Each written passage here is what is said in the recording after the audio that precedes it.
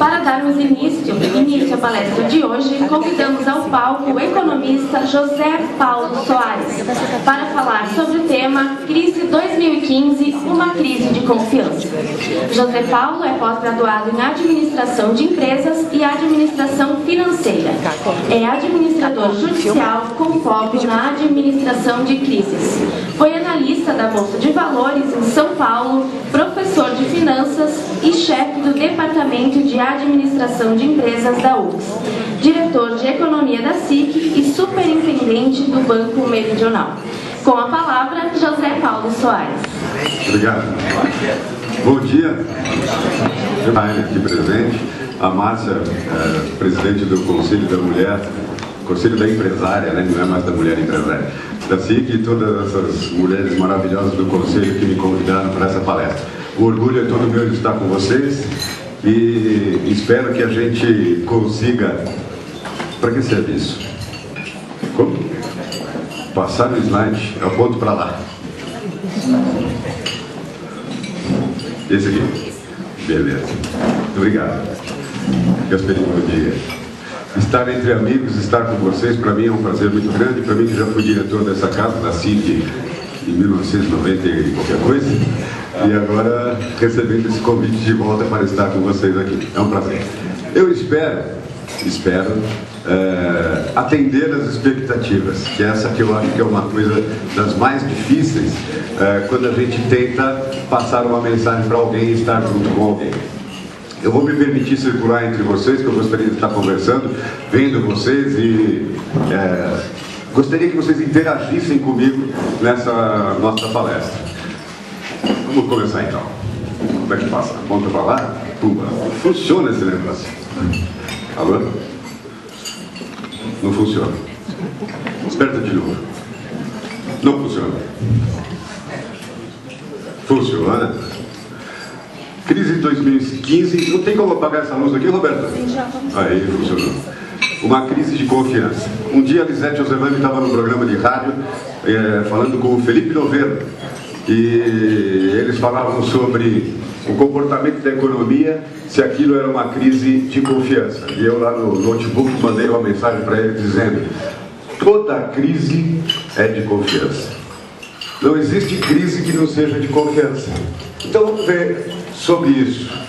Esse troço aqui tem que ir muito perto. Tem que amarrar um fiozinho no palestrante para ele não andar muito longe.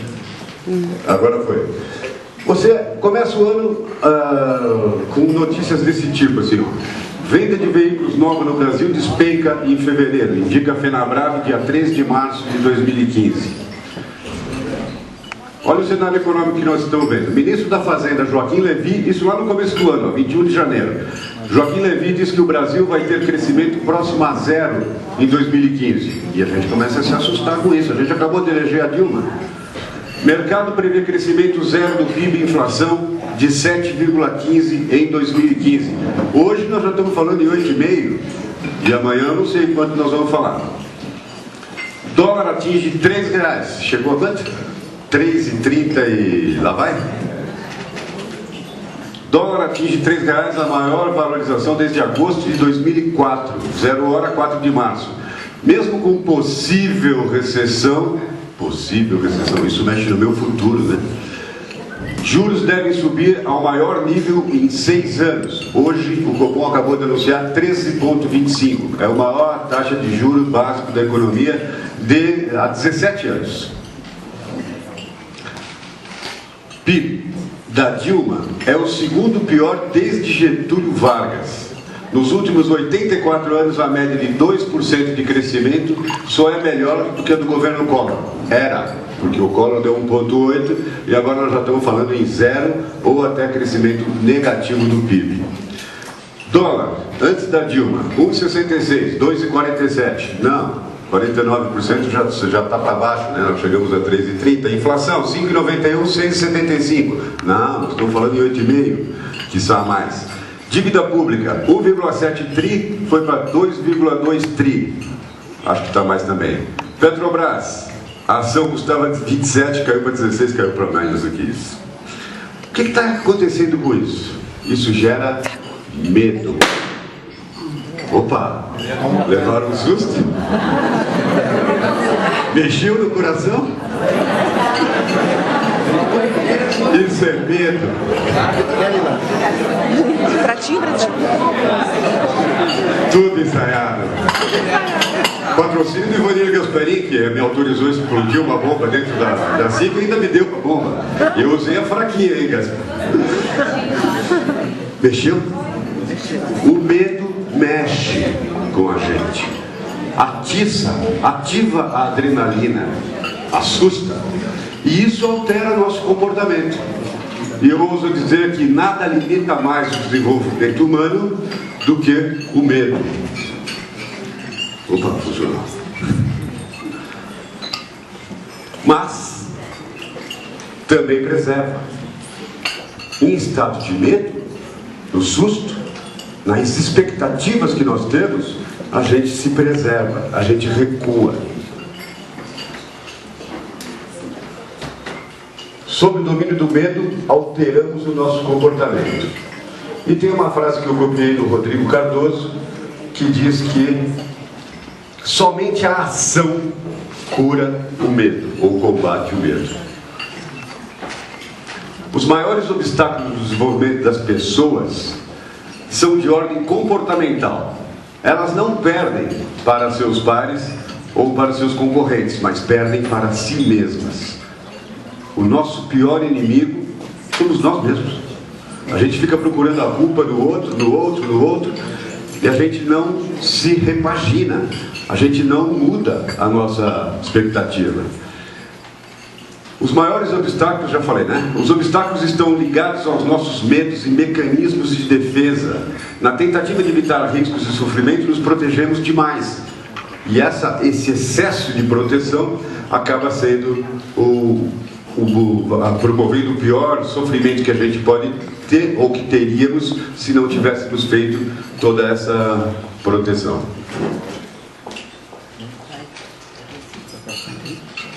Está funcionando aquilo aí, que isso aqui é um pouca prática. Está na moda falar do Galeano, vamos lá. El miedo amenaza. Si usted ama, tendrá SIDA.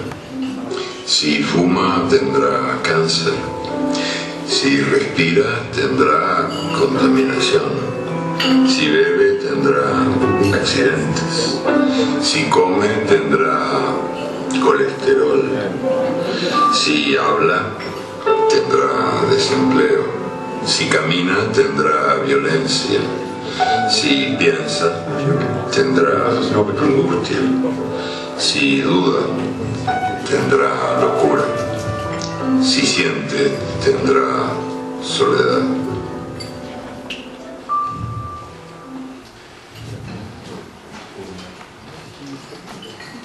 Foi? Então, já que nós estamos falando de medo, vamos falar de confiança. Eu vou me permitir ler textualmente o que está escrito no dicionário. Eu peguei o OAS, eu gosto muito do OAS. Medo. Crença na probidade moral. Crença na probidade moral, na sinceridade afetiva, nas qualidades profissionais, etc., de outrem, que torna incompatível imaginar um deslize, uma traição, uma demonstração de incompetência de sua parte. Crédito, fé. Crédito eu entendo bem, né? Trabalhei muitos anos no banco. Crédito, fé, fidúcia. Confiança, crença de que algo não falhará, que é bem feito ou forte o suficiente para cumprir a sua função. Crença, veja bem, olha, confiança, toda vez eu botei em vermelho, mas isso aí é textualmente no dicionário.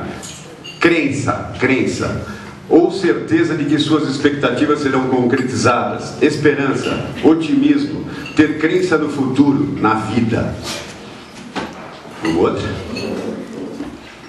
Passou. Volta aquele filminho da confiança para mim.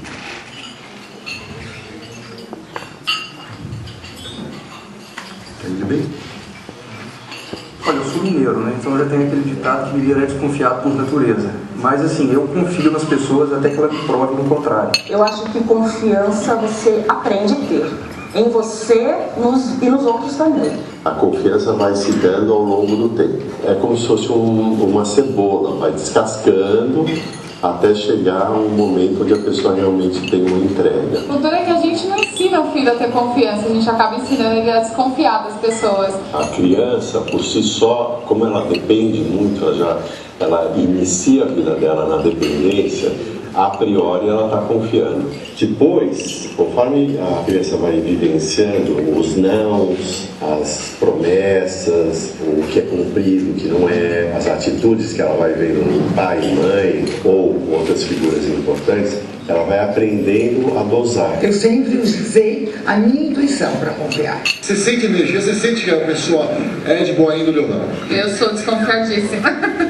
Uma das maneiras de você iniciar a confiança pode ser a imagem que ela tem de uma outra pessoa que ela confiou. As pessoas muitas vezes associam aquele pai que ela gosta muito e que confia e que tem uma entrega, e quando ela vai se vincular a uma outra pessoa, essa outra pessoa é muito parecida. Fora a imagem, às vezes é o tom de voz, às vezes é a gesticulação. E, claro, às vezes é um tipo de expressão que a pessoa tem que confunde com a outra, que ela já confiou. É necessário confiar, se não tiver quem confiar, você vai viver como? Sozinho? Não dá. Uma pessoa que vive desconfiada, com certeza é uma pessoa muito estressada. Uma pessoa que confia, ela está investindo nessa relação, pelo menos até que prove o contrário, né? Somos entes sociais, né? Assim como a economia. Nós precisamos confiar em alguém. Eu gostei da ingenuidade daquele cara que fala assim: ah, eu sou mineiro, né? A gente é desconfiado. Aí o outro fala: a gente sente a energia, a gente sabe em quem confiar.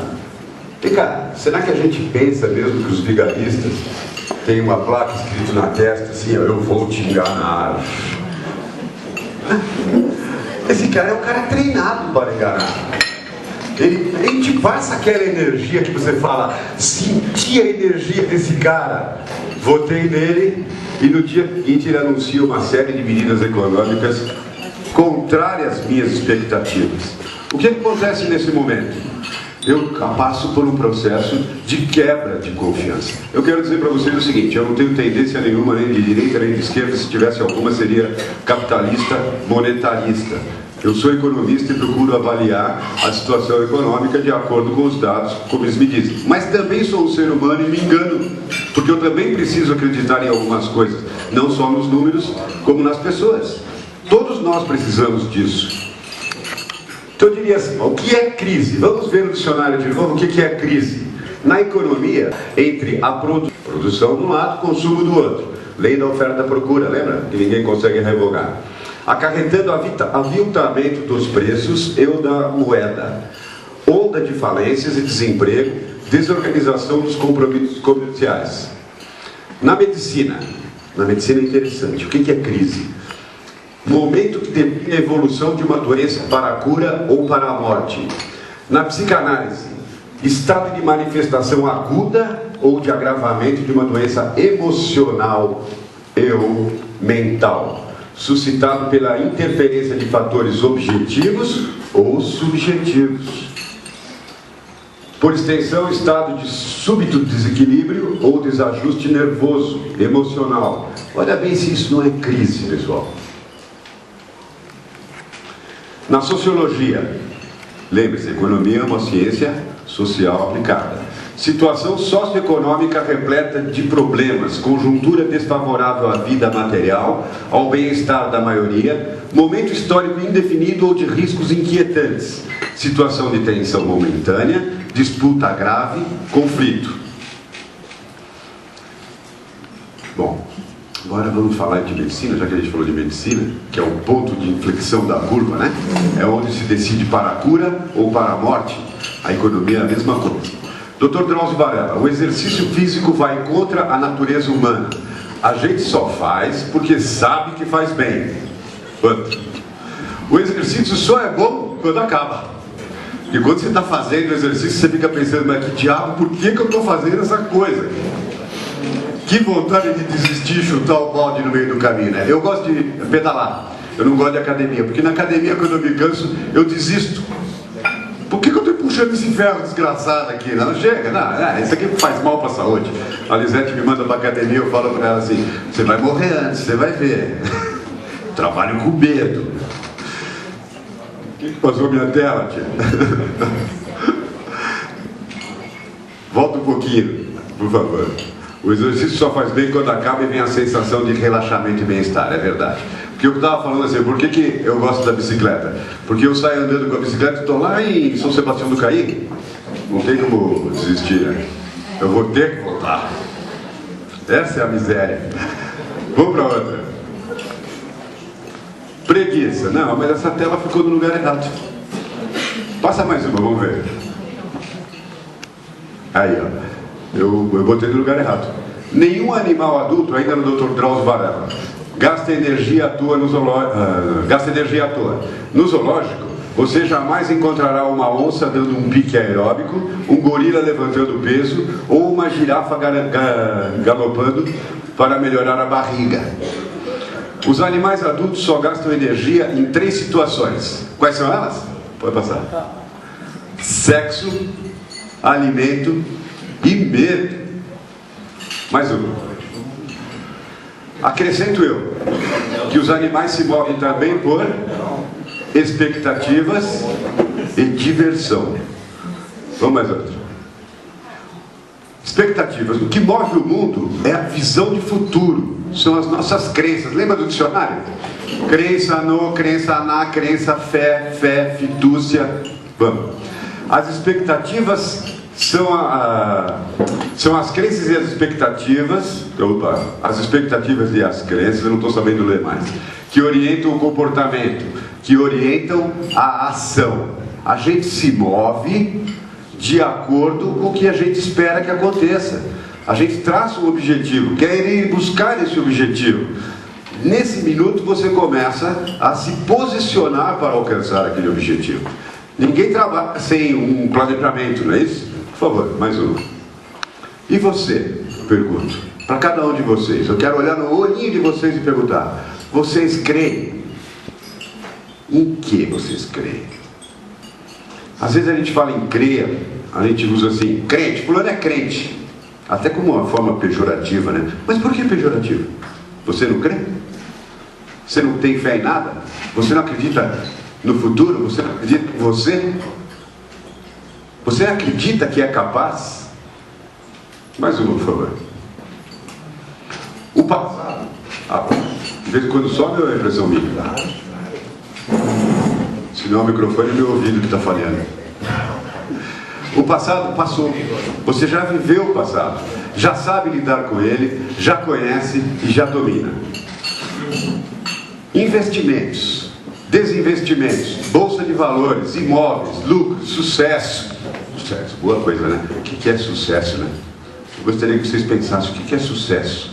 Aí vocês vão chegar à conclusão que sucesso para cada um é diferente. Uns querem ser reconhecidos, outros querem dinheiro, outros querem reconhecimento e dinheiro, os outros querem simplesmente ajudar os outros. Para cada um, o sucesso é uma coisa. A gente até nem pode padronizar isso. Mas inclusive o sucesso, o dólar, a cotação, a loteria, se vai ganhar não, tudo que vocês pensarem depende do futuro. Para dirigir um carro, se você estiver olhando no para-choque do carro da frente, provavelmente você vai bater. Você tem que olhar um pouco mais além. E quanto maior for a sua velocidade, maior tem que ser a sua visão. Você tem que olhar lá no ponto futuro. Se você estiver olhando aqui muito perto, você não tem tempo de reagir. Mesmo que você tenha planejado isso tudo. Precisa de um tempo de reagir. Hoje nós vivemos numa sociedade onde a velocidade de tudo é muito alta. A velocidade da informação é muito alta. Ora, se a velocidade aumenta, você tem que aumentar o teu ponto de visão futuro. Expectativas que você tem do futuro e de como você se comportará diante delas. Isso é que faz a diferença. Mais uma, por favor.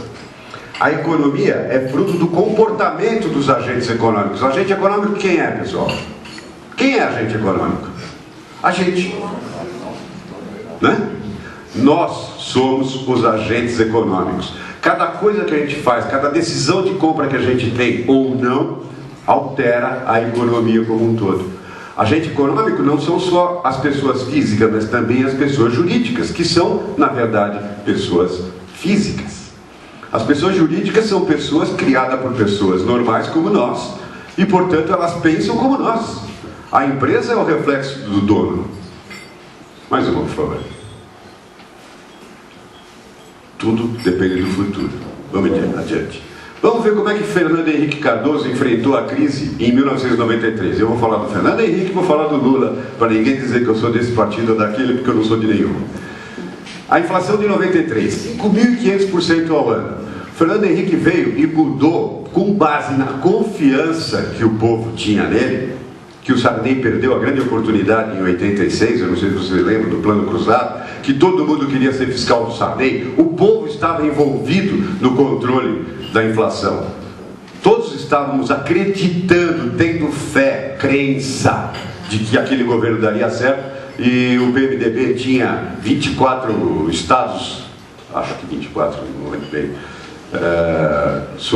com governos do PMDB, e perderam a grande oportunidade. Fernando Henrique veio e implantou uma tal de URV.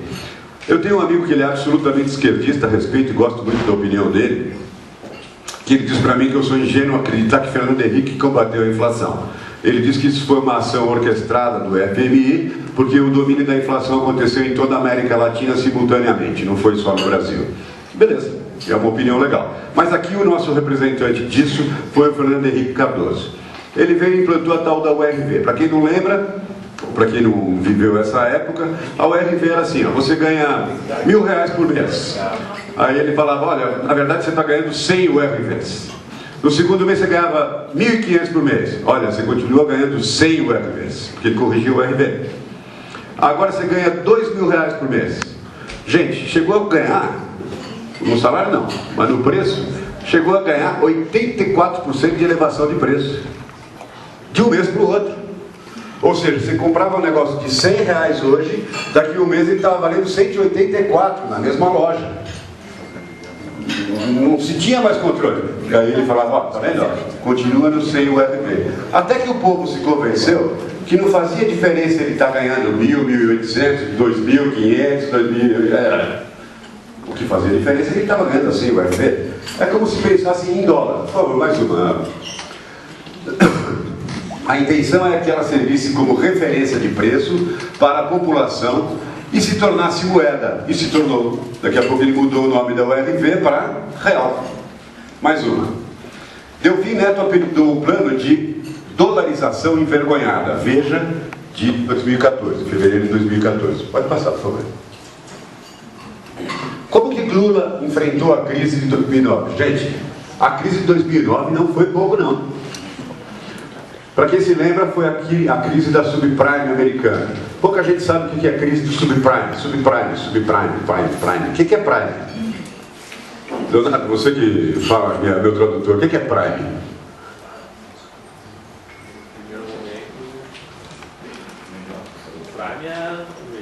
O primeiro. É o quê? Elitização. Subprime. Abaixo do primeiro, abaixo do bom. O segundo. O que acontece? O americano começou a perceber, e hoje nós estamos vivendo a mesma coisa no Brasil. Percebam isso. Aqui em Caxias, por exemplo, uma cidade que tem muito dinheiro, aí o construtor vai lá e lança o imóvel na planta. E os engenheirados vão lá e compram o prédio inteiro. Para o construtor foi bom. Ele termina o prédio e entrega, está tudo vendido, certo? Aí aquele cara que comprou o prédio na planta, quando fica pronto a entrega, já está à venda. E ele ganha uma taxa de valorização interessante. Estimo eu de 50% a 150% do dinheiro que ele investiu. Me corrijam depois, ou agora, se eu estiver muito fora do negócio, né? Aí o americano começou a perceber o seguinte, que o americano vive endividado, completamente endividado. Quando chega no fim do mês, o salário que ele tem já está tudo destinado para os carnezinhos, né? Complicado, o cara tem que se virar para ver se arruma uma outra fonte de renda, porque ele vive comprometido com carnês. No caso das casas, eles chamam de hipoteca, aqui no Brasil também. Então o cara percebeu o seguinte, que se ele comprasse uma casa do vizinho, no crédito, e esperasse um pouquinho, porque estava valorizando muito o imóvel, ele vendia e ganhava mais dinheiro do que trabalha uma bola de neve até o momento que estourou a bolha. A gente chama de bolha isso, né? Porque começa a crescer artificialmente o preço, vai, puf, estoura. O que acontece depois que estoura? Volta tudo a estaca zero. Daí, muitos bancos tiveram que reavaliar os seus ativos e perderam muito dinheiro com isso, e aí veio uma reação em cadeia. Eu aqui, sul-americano, brasileiro convicto, adoro o meu país, olhando a crise do subprime lá, em 2007, falei, sabe uma coisa? Eu vou sair do mercado. Eu tinha um negócio lá, eu peguei e vendi todo o meu estoque, que eu sabia que ele ia perder preço, e fiquei, no caso, era um negócio de veículos, ali perto do Parque do Sol, e eu tinha lá 30 carros, eu baixei aquilo para 13. Ferrei meu negócio. Porque com 13 carros numa loja de carros, você vende veículo. Com 30 você vende, 10, 15, 20 por mês. Agora com 13 você não vende, o cara chega e não tem opção. Fechei a loja, tirei férias, fui passear, esperava que em janeiro de 2008 viesse uma tal de crise. Por quê? Porque quando começa a dar problema na economia mundial, os bancos começam a acreditar que as pessoas vão sofrer uma tal de crise, vão perder emprego, e eles recolhem o crédito para diminuir o risco deles, que já tinha sido muito grande quando eles perderam dinheiro no subprime, naquelas avaliações lá. Recolhendo o crédito, o que acontece? Diminui o consumo. Você consome mais quando o crédito é fácil e o juro é barato. E vice-versa. Quando o juro... Falamos daqui a pouco, instrumentos de política monetária. Não deixaremos a crise dos Estados Unidos atravessar o Atlântico. Esta foi a grande frase de Lula. Todo mundo deu risada, né? Idiota, não sabe que entre o Brasil e os Estados Unidos não existe Atlântico, nós estamos no mesmo continente, quá, quá, quá, quá, quá, quá. Realmente ele foi idiota para falar isso. A marolinha, o tsunami de lá vai chegar aqui uma marolinha. Todo mundo, os intelectuais, né, os adeptos do Fernando Henrique, os professores universitários, eu devia ter rasgado meu diploma quando esse idiota foi eleito. Aí eu cheguei na fábrica e o dono da fábrica de ônibus lá que eu administro judicialmente falou para mim assim, você falou, Pedro Pedrão, gosto muito dele. Você falou, você percebeu a notícia que o presidente falou? Eu falei, qual foi? Essa negócio da crise. Ele mandou gastar. Eu falei, Pedro, o homem é o presidente da República. Sim, daí? E daí que ele fez a coisa mais sábia do mundo. Mas por que você está falando isso? Tu virou PT? Não, não sou PT. Só que ele fez a coisa mais sábia do mundo no momento em que ele não deixa ou procura evitar a contaminação da crise americana no Brasil. Se ele manda a gente gastar, o que acontece? Nós vamos continuar comprando.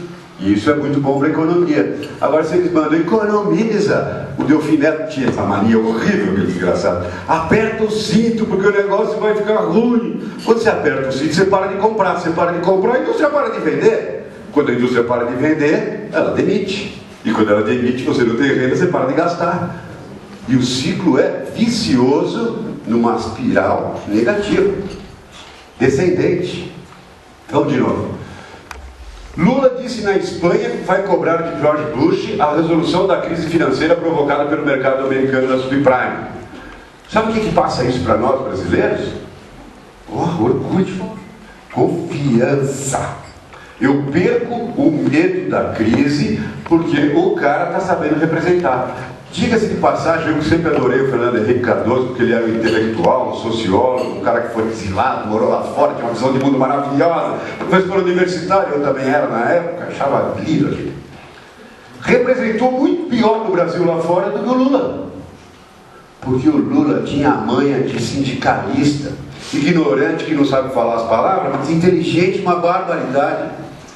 E ele sabe como mexer com as pessoas, como mexer com a fé, com a crença, com a fidúcia, com a expectativa do povo. Quando o Lula se mete a cobrar para o George Bush e falar de igual para igual com o Bush, com o Sarkozy, presidente da França, nós que somos vira-lata, que a gente sempre foi subserviente, tudo que é bom vem de fora.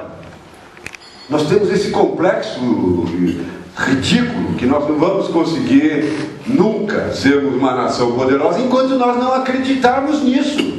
Nós precisamos acreditar nisso. Nós precisamos acreditar na riqueza do Brasil. Nós precisamos acreditar que somos capazes. Por favor, outra lâmina.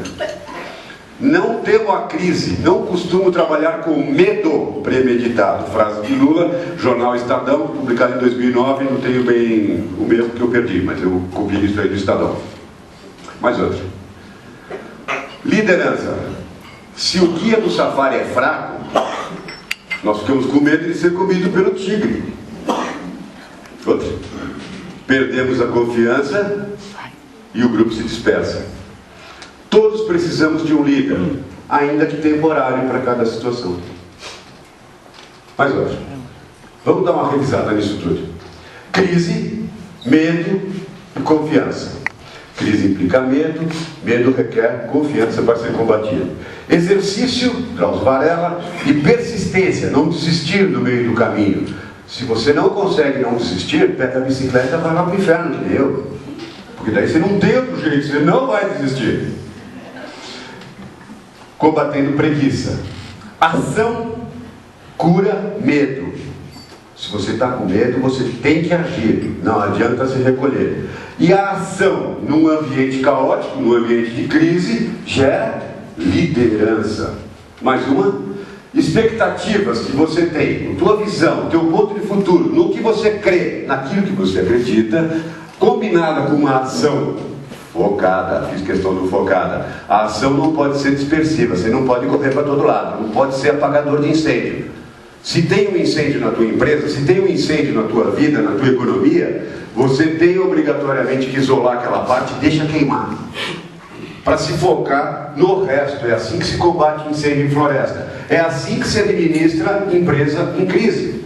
Eu entro numa empresa, chego para o empresário e ela fala assim: você está em crise, né? Que administrador judicial, não sei se todos sabem, né? É aquele cara que o juiz manda para encher o saco do empresário que já está numa dificuldade desgraçada porque pediu uma concordata. Era o nome antigo. Aí chega o cara lá e começa a dar no dedo dele. Você está fazendo ônibus errado. Pô, você entende alguma coisa de fazer ônibus? Nada. Só entende de administração de empresas e economia. Mas você está fazendo o teu ônibus errado. Por que tu acha que está fazendo o meu ônibus errado? Porque, amigo, se você não consegue fazer lucro, ou você não sabe comprar, ou você não sabe vender, ou você não sabe produzir. Uma das coisas está errada. Vamos procurar junto onde que está o erro? Vamos. Assim que muda um panorama, você tem que ter uma ação focada. Então vamos isolar. Onde que está o problema? Ah, nós temos os controles e tal. Fulano, você vai cuidar do problema. Você, que é o presidente, vai cuidar da solução. Porque se eu pego o presidente, que é um cara que tem a visão de futuro, e fico deixando ele cuidar de problemas, quem que vai cuidar dos rumos da empresa? Mais outro, por favor. Gente, tem uma cidadezinha em Minas Gerais chamada Serra da Saudade. Eu olhei isso aí no mapa de IBGE no censo de 2010. Pode parar ali, por favor, na Serra da Saudade. Serra da Saudade tem 825 habitantes, é o menor município brasileiro. Né? Aí disse que chegou um gringo lá na Serra da Saudade, porque ele queria fazer um investimento lá, botar uma fábrica em Minas Gerais. Sabe do que eu estou falando agora? Capitalismo. Aí o gringo chega lá na Serra da Saudade e fala assim: olha, eu estou vendo investimento ali e eu quero me hospedar, não deu tempo de voltar hoje. Ah, mas aqui em Serra da Saudade, doutor, só tem a pensão da Dona Mariazinha. Ah, então vamos na pensão da Dona Mariazinha. Chegou lá na pensão. Quanto é? $100. Como 100 dólares aqui em Serra da Saudade? É, $100, nosso preço. Posso ver o quarto? Poder pode, mas eu tenho que pagar adiantado. Tem que pagar para ver o quarto? É isso mesmo. Aí o gringo falou: bom, e depois? Não, se o senhor não gostar, ele devolve os $100. Ah, então tá tudo bem. Largou os $100 e foi lá ver o quarto. A Mariazinha, mais do que depressa, devia dinheiro para o cara do frigorífico, pagou o homem do frigorífico, que fornece alimento lá para o hotel. O homem do frigorífico, mais do que rapidamente, pagou os mesmos $100 que ele devia para o veterinário, que faz os exames lá no boi, na Inspeção Federal. O veterinário, como tinha uma vida bem vadia, pagou a prostituta, que ele estava devendo para ela fazia tempo, mas a prostituta fazia ponto no hotel, na pensão da Mariazinha, e pegou e pagou o negócio. Nisso sai o gringo e fala: não vou ficar, devolve meu $100. Pegou $100 dele e foi embora. Agora eu pergunto para vocês: quem ganhou e quem perdeu nessa história aí? O dinheiro deu uma circuladinha, não foi? Aí um pagou a conta que devia para o outro, pagou. E o gringo também não perdeu dinheiro. Quem ganhou, quem perdeu? Eu quero saber quem perdeu. Como é que foi pago tanta conta? Alguém arrisca? Tem um microfone aí para alguém arriscar, não? Vamos ver se alguém arrisca o palpite. Quem ganhou, quem perdeu? Quase que muito a cabeça.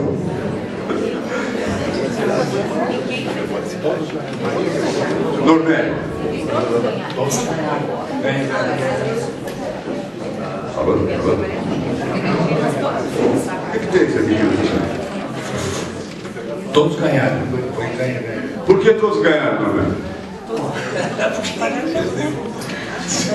Todos ganharam porque ninguém perdeu. Óbvio. Pensem contabilmente, pessoal. Ativo e passivo. Ativo é o que eu tenho, passivo é o que eu devo. Tá certo?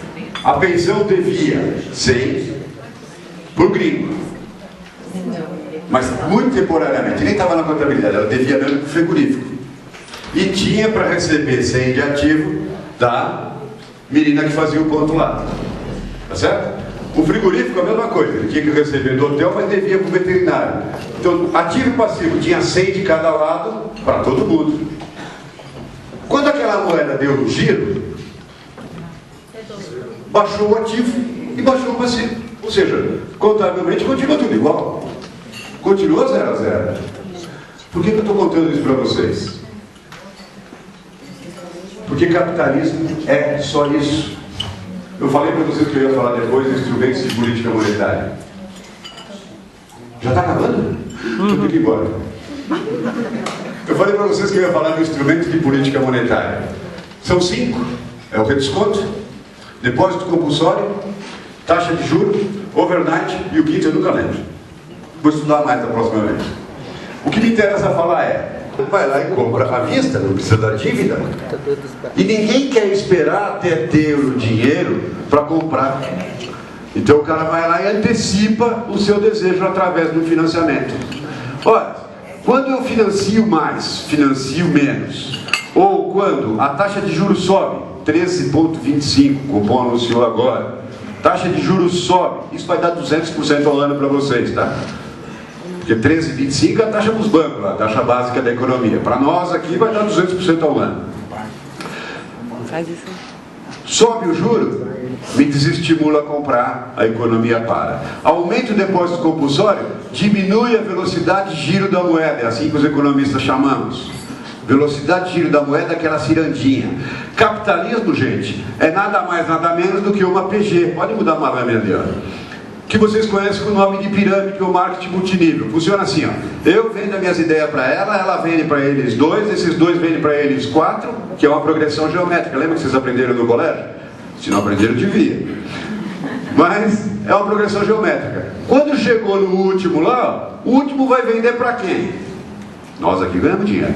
Eu principalmente vendi para ela vendeu para ele. É a pirâmide, lembra da pirâmide, Zé? É a pirâmide. O capitalismo é uma pirâmide. E chega um ponto que estoura. Mais uma lâmina, sistema de volta a zero. Quem quer entender capitalismo, eu recomendo os filmes do bonitão lá, como é que chama? Michael Douglas. Wall Street, na verdade é uma série, eu recomendo 2 aqui de casa. Wall Street e Wall Street, o dinheiro nunca morre. Eles são uma aula de capitalismo, uma delícia de assistir aquele filme. Cresce, cresce, cresce, cresce e estoura. Crise de 28, crise de 79 do petróleo, crise de 2009 do subprime. Nós sempre vamos ter uma crise. Keynes dizia que a cada 8 anos tem uma crise. Mas nós precisamos da crise. Por quê? Porque é onde você desinfla, um monte de gente perde e tem uma oportunidade de começar de novo. Neste momento eu pergunto, vamos lá, mais um, tem um outro ali, ó, a conspiração elétrica, não, a conspiração da lâmpada elétrica e a obsolescência programada. Esse é um filminho, o Wall Street é um filminho de visão absolutamente direitista capitalista. E esse, a conspiração da lâmpada, é um filminho de uma visão absolutamente esquerdista, socialista, né?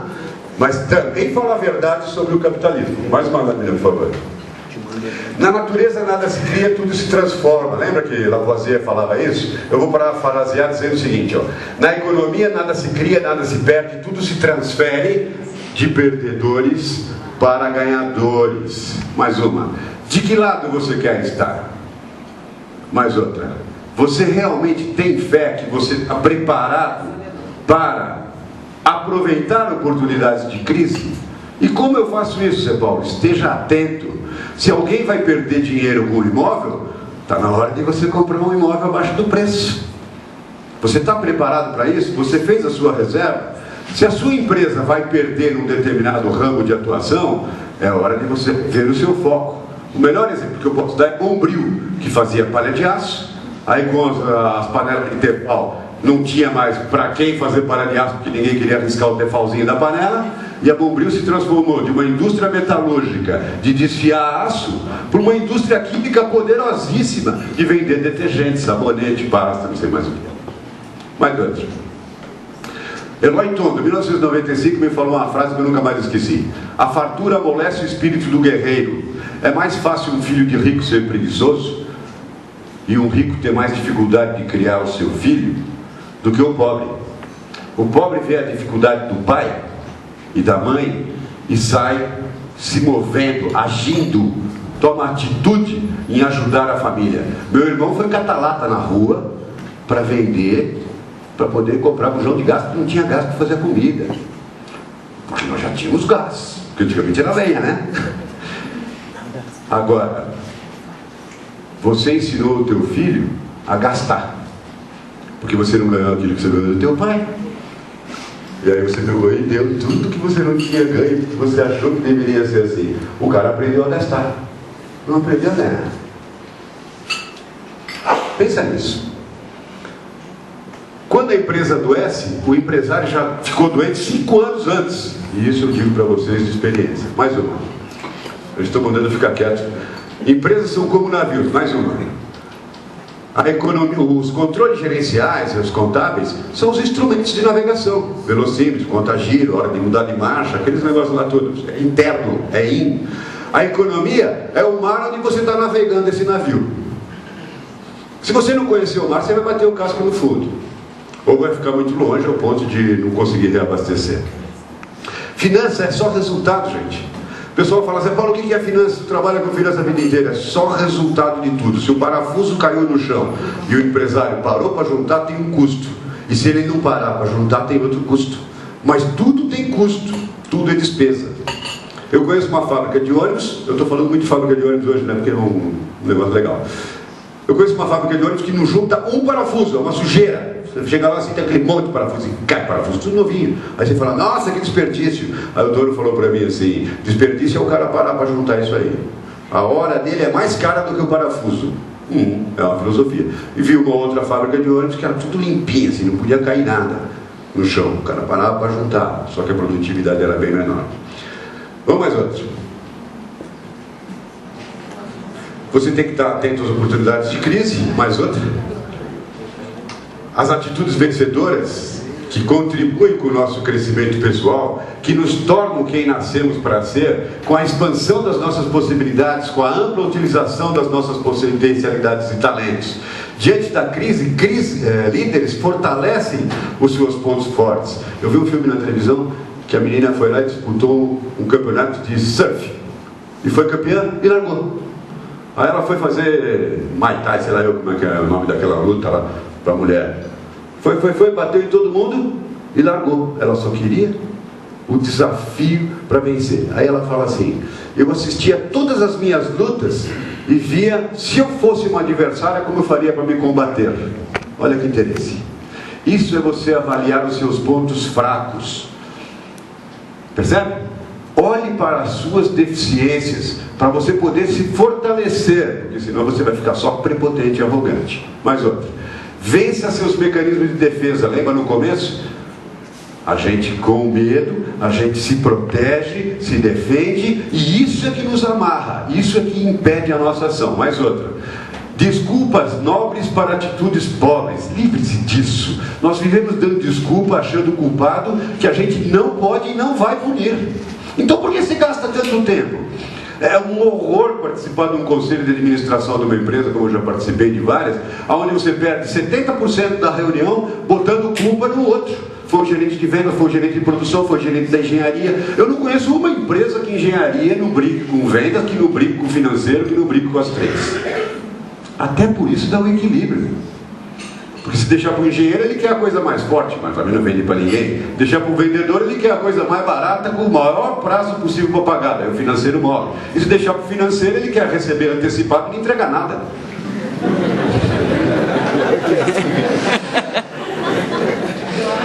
É bem isso. Quem se protege demais é prisioneiro de si mesmo. Enquanto nos defendemos, não crescemos, apenas fugimos de responsabilidade encontrando tais desculpas.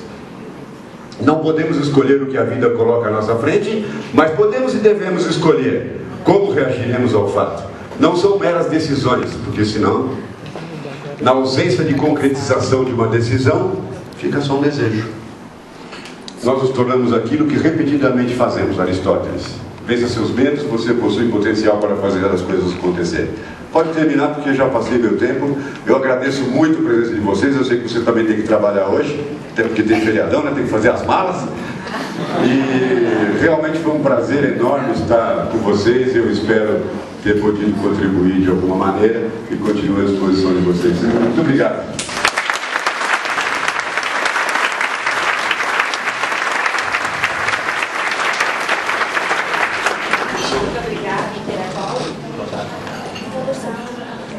Estão com problema de som hoje?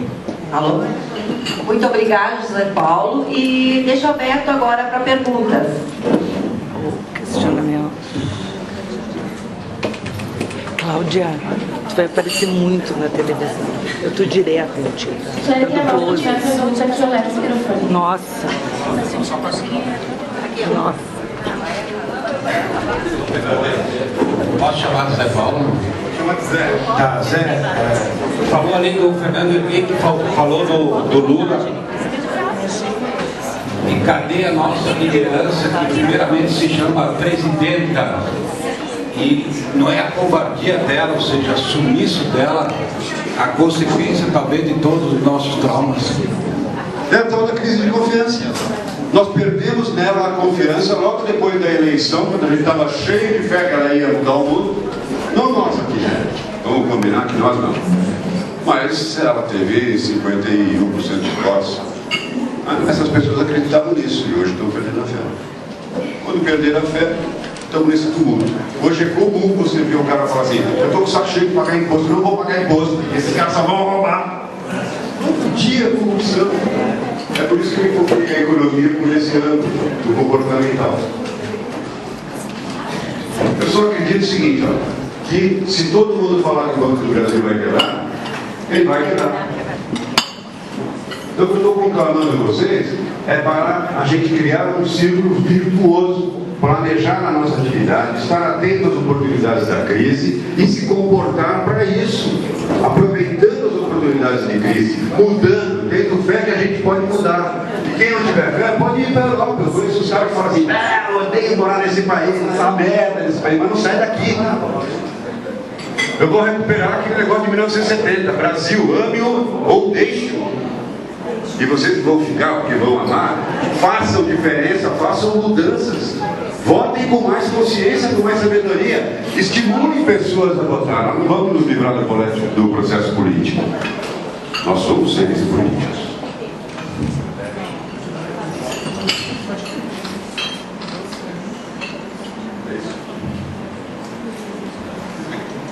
Bom, se ninguém tem mais pergunta, eu gostaria de encerrar agradecendo mais uma vez ao José Paulo